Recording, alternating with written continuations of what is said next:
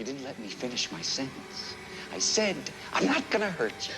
I'm just gonna bash your brains in. I'm gonna bash them right the fuck in.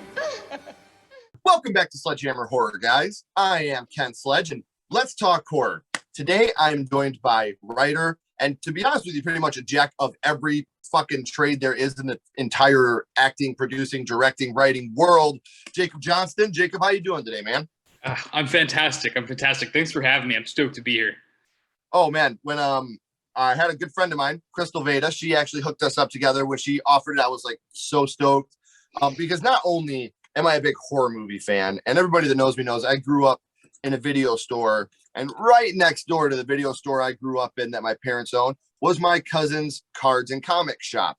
And so I would spend my days going between Downtown Video and Tim's Cards and Comics, reading comic books.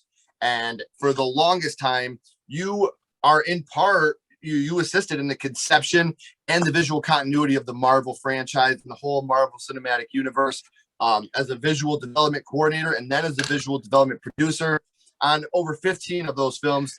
You guys may have heard of them. There's like Iron Man 3, Guardians of the Galaxy, Doctor Strange, Captain America Civil War, Spider-Man Homecoming. I don't know if you guys have heard of any of these titles. They're more B film, really, but if you dig deep, you might be able to find one or two of these.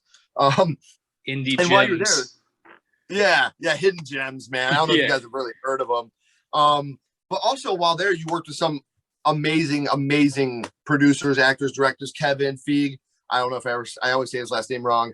Did I say it right? It's Feige, but it's okay. Feige. Okay, yeah, my bad. Yeah. James Gunn, Ryan Coogler, Joe and Anthony Russo. And now here's something else that's really amazing that you guys may not know. After leaving Marvel Studios, something else I'm a huge fan of, Crypt TV. You helped to spearhead some of their most successful and develop their properties, such as Sunny Family Cult, Mardello, Stoneheart, The Look-See. And your first feature that you wrote and directed, Dreamcatcher, is out now. I just had Crystal and Elizabeth on, so you guys know how I feel about Dreamcatcher. But man, thank you for coming on. This is so intense. I want to start at the beginning. What was it like working over at Marvel? What was that like? Yeah, it's it's when I first started there, the studio was very small. I think it's hard to imagine a world where like Marvel Studios was like kind of, I don't want to say an independent production company, but it was, a handful of people. And I got to come in and see it grow into this amazing things. And it's all because of the fortitude and the creativity and the passion that everybody that is there has. And so you just kind of like absorb that energy when you're there, and of course I was 21 years old. So I was, everything was, I was in film school and then that was my first job. And so it was like, you're thrown into the wolves right away. So it was an incredible experience, not only because of being a part of such wonderful and impactful stories, but also because of just the people that I got to surround myself with that were really about bolstering your own passions. And you're like, oh, you want to learn about this? Let's help. Oh, you want to, know more about this? It's just this really incredible creative synergy that happens. And I think that's really how they've been able to get as far as they have with the success of their properties. Yeah. And again, you don't have to say any more than that. You know what Marvel is now. Then moving on to Crypt TV. Now, this is something I'm a huge fan of. Sunny Family Cult, huge fan of The Look-See. I haven't got to check out much of Mordeo or Stoneheart, but man, Eli Roth, like this, that's fucking intense as well. What was it like being over there? It was really interesting to go from a studio like feature film setting into Crypt TV, which is mostly short form content that they grow now into series and stuff.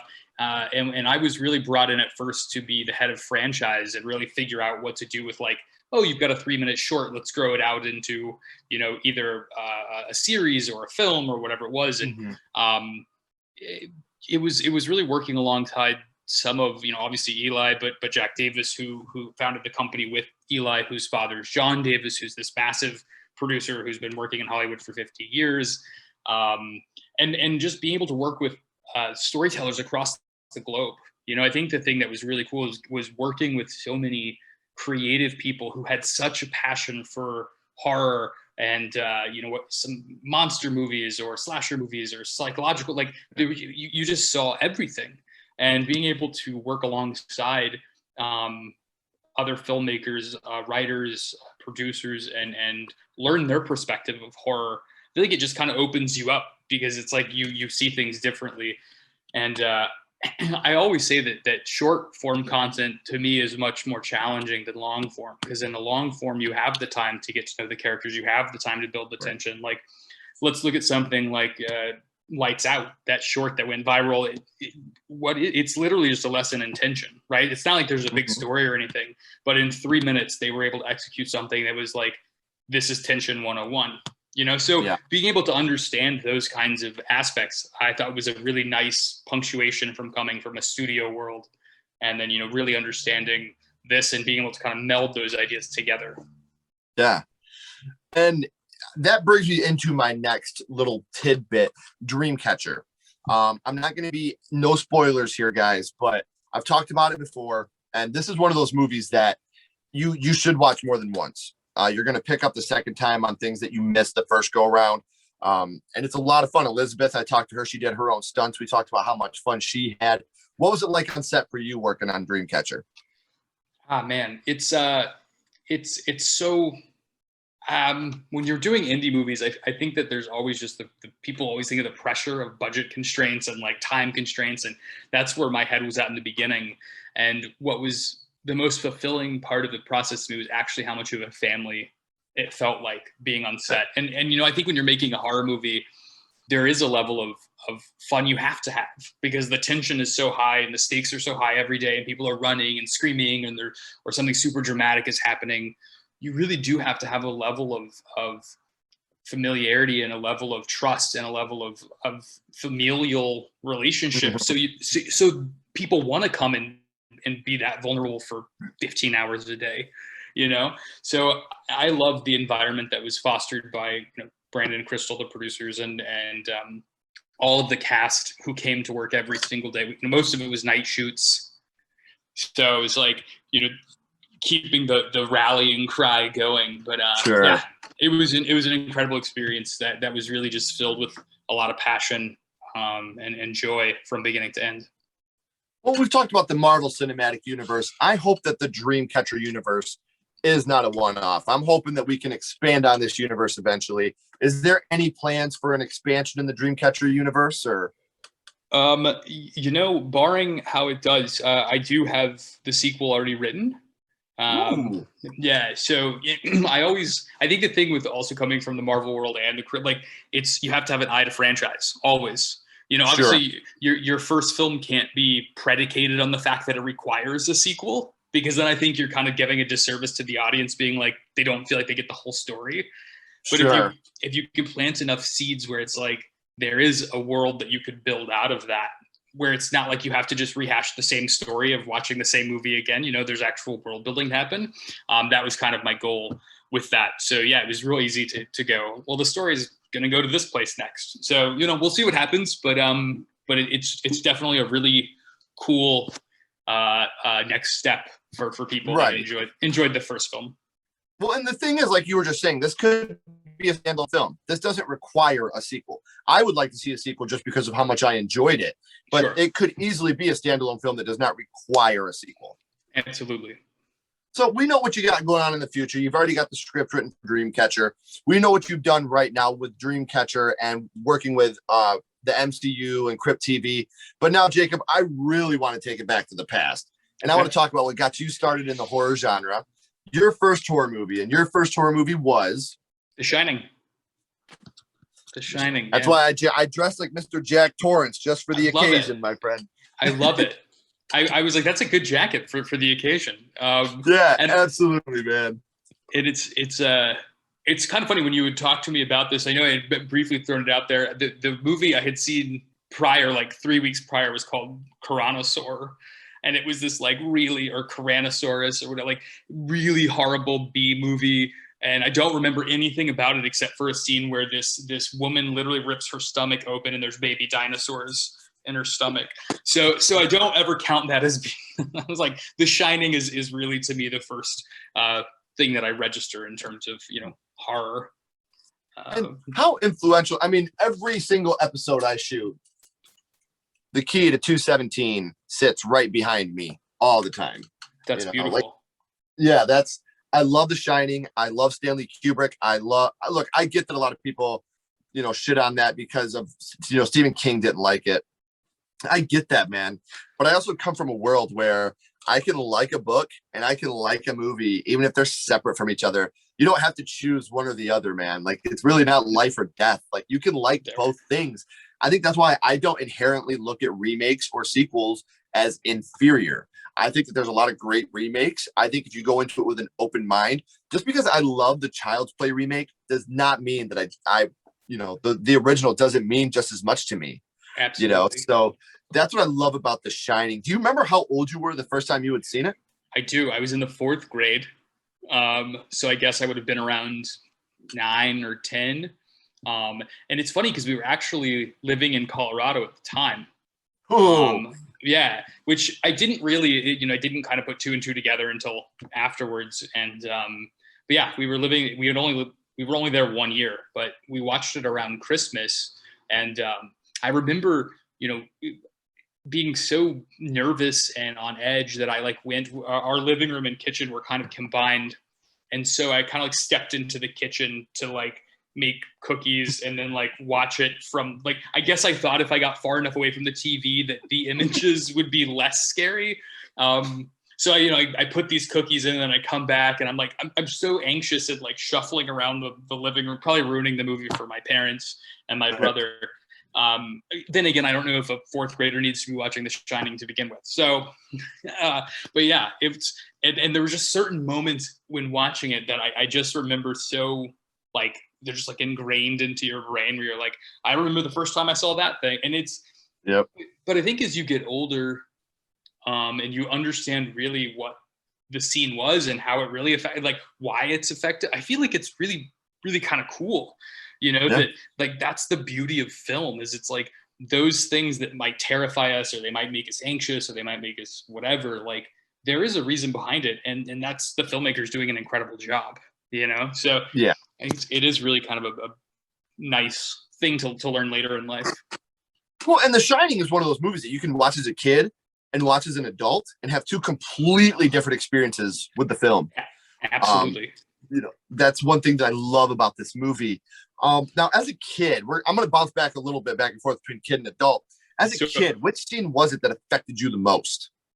Right. So there's 2. The first one was when Danny's gonna go upstairs to get a toy, and Wendy's like, "Hey, don't go upstairs. Don't do it. Your dad's asleep." And Danny's like, "Nah, I'm gonna go anyway." And what we get is this really uncomfortable scene between Jack and Danny, and it's the way the camera just whips around onto Jack sitting on the edge of the bed and Danny's on his lap and he leans in and gives him this hug, and it's just this absolute, I don't know, it bastardizes the idea of family so much, but it's also oddly calming. And yeah, I just remember seeing that and being I don't know why I feel so creeped out, but this feels wrong. It's very this feels uncomfortable. So and just the way that he's that I would never ever hurt you, right? It's so uncomfortable, but it's so fucking beautiful at the same time, man. It's one of those things where you're is he telling the truth? Or is this already him? Which part of him is this talking to Danny right now? Absolutely. And I think it's we still kind of see there is a little bit of a struggle in Jack's psyche where it's I don't think that he ever didn't like his son, but there's the question of what the hotel is doing to him really starts to show, not only in his physical appearance, because obviously he looks like he hasn't slept in weeks. But there is a level of authenticity in the way he's talking to Danny, because like you said, it is I would never hurt you. It's less the hyperbole version of Jack that happens when he's fighting Wendy on the stairs, for instance, where he's love of my life, there that is obviously him off the rails. But in that moment, there is that struggle between, is he will he or will he won't? I don't know. It's a very effective scene in so many ways. You said there was 2, so we know about him with the awkward hug. What was the second one that got you? The second one was at the end, the death at the end when Jack pops out and axes Dick. And I think it's because what it scared me as a kid because it was violent and like I think it was just the jump scare. It's really one of the only jump scares in the movie, Right. And it's so brutal and it's so like you rally behind like really that character is a little bit of the spirit of the movie in a good way. He helps Danny understand what The Shining is. He's this like almost mentor character, and then he's gone for most of the film. He drives. They make a big deal out of him driving all the way to the hotel, and then he walks you in. had that one scene too. One scene that always scares me that nobody talks about is when he's laying in the bed and his eyes are open and he almost just looks like he's paralyzed and he's using The Shining with Danny to know that there's something wrong happening. Like that's such a scary scene to me too, man. Just the way that it's so creepy. Yeah. Man. It's so true. It's also in the way that and Kubrick does this a lot throughout it's like the level of the challenge of how uncomfortable he's willing to get in terms of how close the camera is to these people's faces and holding it there. It's relentless, and I like that. I like this idea that you're part of this mental atrophy that's happening, for these characters. It's super interesting, but yeah, the axing scene really got me. And it's also kind of just the way he just like pops. It's just like, where did he come from? How would the actual setup? So much of the movie is not understanding the geography. But this also happens in that moment where it's almost like he just teleported in and you told me you were hiding behind that pillar the whole time, Jack. Yeah, right, exactly. But yeah, there's that for sure. I wasn't allowed to watch it. Weirdly enough, my parents made me leave the room when he goes into the bathroom with the naked old. But I was like, I understood at the time. I guess the nudity was bad. I was like. But you're gonna let me watch the guy get like axed and like watch all these other horrifying things, like a guy trying to kill his wife. The logic of like, oh, he can't see boobs, like, but he can watch murder. Like, right? I don't know. Look, priorities. If you want to beat your wife, that's your business, but she better fucking have a shirt on. That's all I'm saying. Yeah. She better not be getting out of the bathtub and turning into an old lady demon. Yeah, we draw the line there, my friend. That's it, young man. You're grounded. Yeah, right? So when someone brings up The Shining, say we're sitting around a bar having a beer and someone just talks about, hey, The Shining, what's the first thing that pops in your head when someone brings up The Shining? Atmosphere. It's always, to me, my first thought now as an adult goes to atmosphere. And I'm a sucker for atmospheric type films. And I tried to imbue that a little bit with Dreamcatcher. Obviously the old Italian giallo films had a lot of atmosphere with the way that they did the lighting and the music and the way that they kind of created this world. And I thought what The Shining did so beautifully was create such an environment of isolation, like what Rosemary's Baby did. And so finding a way to, what I wanted to do with Dreamcatcher, just kind of tie it into The Shining, was take those ideas of environment and old and new and combine them together. And I think The Shining, whenever I talk about it today or it gets brought up, it's always about how expertly that movie executes atmosphere. It's a heavy movie, man, because the movie also deals, it's not just a horror movie. What I love about The Shining is it deals with alcoholism, addiction, domestic violence. It deals with all that, but it's a horror movie first. It has these deep and horror has always done that, from Night of the Living Dead, The People Under the Stairs, Candyman, Tales from the Hood. All these movies are great horror movies with a really deep message, but they don't push it in your face. They're a horror movie first with an underlying message that you feel. And I love that. I love that you're not preaching to me. You want to scare me first, but you want me to leave there knowing there was some heavy shit happening there, man. Absolutely. And that's, I think, one of the most amazing things about the genre. And one of the things that we will always remember is like the messaging, like you were saying, how did it make us feel? Because they found a way to so expertly weave in social commentary or, just referential things about how horrible society is in some way. Like, and this genre is really the only one that can do that. because like you said, you're scared first and realizing what they're doing through the scares along the way.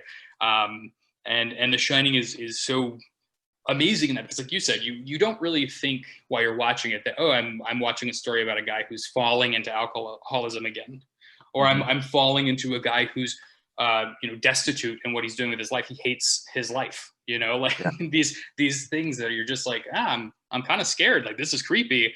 But when you sit back and look at it, and you don't really have to dig that deep, it's not like you're trying to create a conspiracy theory behind it, right? Like it's not, you can, but at the same, it's really quite simple when you look back at, the very strong messaging that the movie has.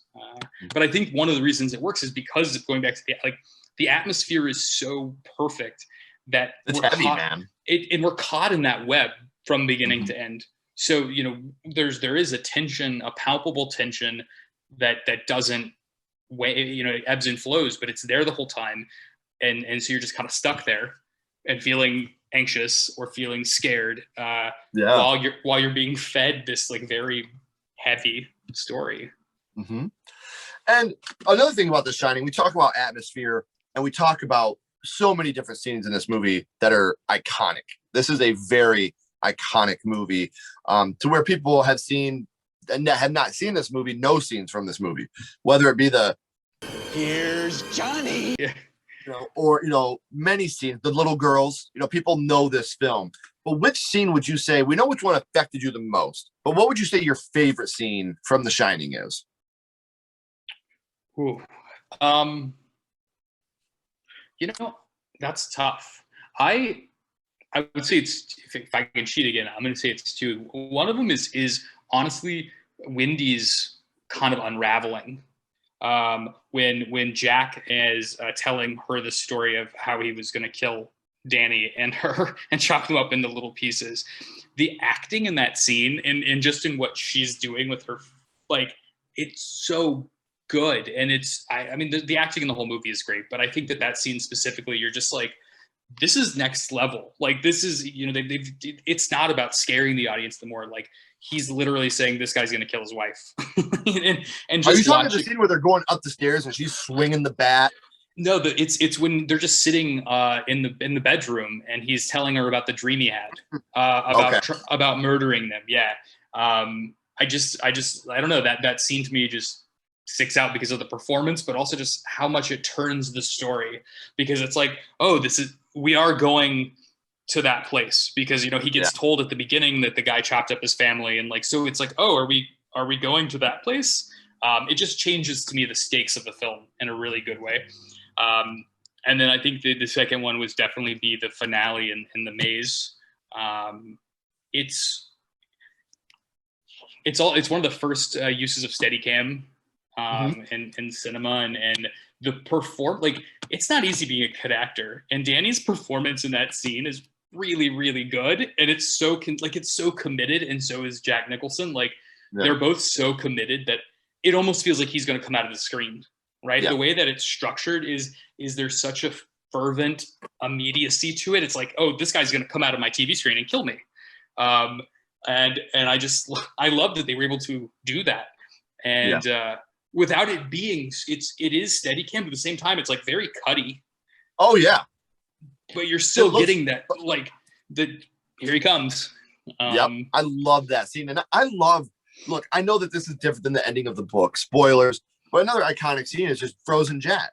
When you see him frozen out there, that's something we will all, I mean, everything South Park to the scary movies have parodied that scene. And that to me is one of the scariest deaths of all time, just because he's still, so scary looking in that moment.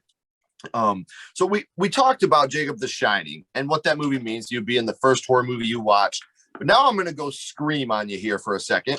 What's your favorite scary movie? What is your favorite horror movie of all time? That was really good. Looks like you were about to come out of my screen and kill me. It's going to be Psycho. Psycho is my favorite horror movie of all time. I'm assuming the Vince Vaughn one. 100%. I love it. Him and Anne Heche are the best in that film. Psycho is one I also saw as young, and to me it's a perfect film. The level of drama to horror, mystery to suspense, like it's so perfectly woven, and led by a performance from Anthony Perkins that I think Amazing. is undeniably one of the best performances like in a horror movie, if not like any movie of all time. People that have never seen Psycho know the score. 100%. Like Psycho, and to me, that's one of the first slasher films of all time. Yes. I don't think the slasher genre would exist had it not been for Psycho. And to me, it's such a beautiful movie. And that's another movie that's about deeper underlying issues, that we could have talked about. Yeah, absolutely. Like so many. And I don't know if you've ever seen it, but I would say in second place is probably a movie called The Burning. It's a Jason Alexander's like first acting role. And who else was it? It's I feel like if you saw the poster, because it's about a guy who kills people with garden shears. Yeah. I saw that one and it's so campy and but it's like really well made. It holds up in terms of like the 80s slashers of like people going to a camp and getting massacred at a camp. Some really I've seen one or two of those. Yeah, maybe 5 or 6. There's I got a couple more questions for you. You said The Burning, right? The Burning, yeah. I got that written down so I could check that out as well. Please do. Now, before we get into our skull ranking, because I always end these with a skull count, but before we get into that, so if we're talking about The Shining, I would like to get your opinion on Dr. Sleep, the sequel to The Shining. What are your feelings on Dr. Sleep? Can I be 100% honest? I haven't seen it. Wow, really? I haven't watched it, and honestly, it was when it was coming out, I was so busy that I didn't get a chance. And then they just put it on HBO, and I really want to commit myself to the 4-hour like long version, and I just haven't had the opportunity to do it yet. But it's very much on my list, and I'm very much looking forward to it. I'm going to tell you this. I love it, and this is another movie that if you take out the third act of Dr. Sleep, this could be a standalone movie. This does not it's not beating you in the face with Shining references all the time. It has little subtle things, but up until that third act, man, after you watch this, please get back a hold of me and let me know what you think of it, because I'm a huge fan of Dr. Sleep. I'm a huge fan of Mike Flanagan's work. So I went into it so excited, and me and my wife, I think we've seen that in the theater like 4 times. Like it was that good. There's only been maybe 5 or 6 movies that we've done repeat, theater watchings, and that was one of them. And if they re-released it today with 10 extra minutes, I'd spend another $20 to go see it again for that extra 10 minutes. So we do always end these, my friend, with a skull count. Now, what we're doing is we're ranking The Shining, 0 to 5 skulls, 0 being the worst, 5 being the best. We are not film critics right now. Right now, we are just ranking this on what it means to you and how it affected you. So 0 to 5 skulls, your ranking of The Shining. I give it a 4.3 skulls.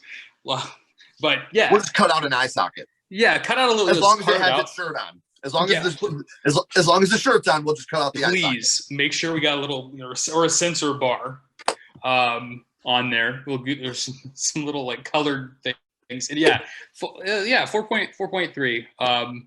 And it's also a movie that I will watch.